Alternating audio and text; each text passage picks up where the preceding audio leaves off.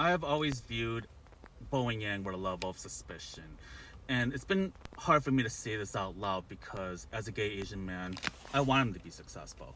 And he's a trailblazer. He has been successful at SNL. He's been successful as an actor. He's been successful as a podcaster.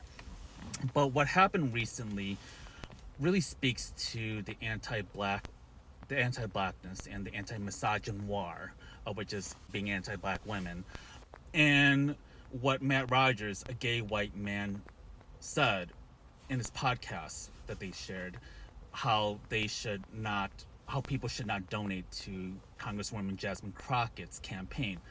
Congresswoman Jasmine Crockett is a black woman who is running for the U.S. Senate in Texas. She's a progressive Democrat on the lines of like AOC, Ayanna Pressley, Ilhan Omar.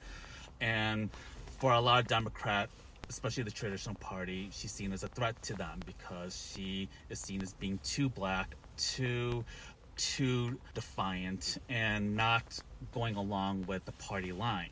So what Matt Rogers said by just saying this without providing thoughtful conversation about her qualifications or actually her policies or stances, whether they're progressive enough or whether she takes Israel money, it was simply just saying, just don't donate to her.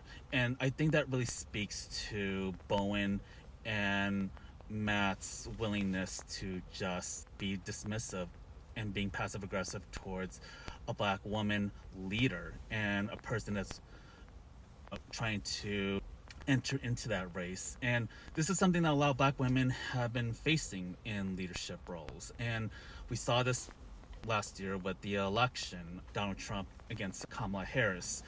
And we are very quick to dismiss black women, but without, context, without meaningful thought, versus the way, we do with non-black candidates. So what Bowen did was just agreeing with him, just not even challenging him. And this is something that we struggle a lot with the gay Asian community, especially among gay men, and how that goes into our relationship with gay white men, and the struggle of the power dynamics, and how gay white men see Asian men together, and whether they fetishize them, dealing with the exotification of it, and the submissive, the power dynamics that go along with it. He fell into that, and I think that was very disappointing, but also not surprising, because a lot of his association tends to be with white gay male proximity and not understanding like the nuances and how harmful this can be. This is what got him into the situation, and unfortunately this is something he's gonna have to learn.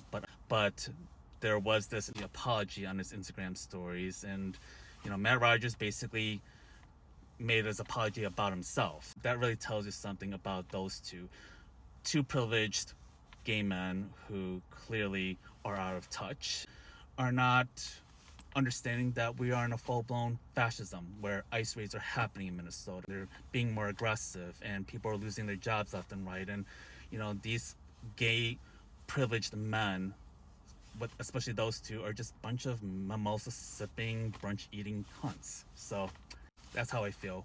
This is why Bowen Yang is someone that really needs to be challenged. Not trying to say that we should all cancel and burn stuff from Bowen or whatever, but I think that he needs to be held accountable, as is Matt Rogers, on something that black women have to keep facing and keep answering to time and time again.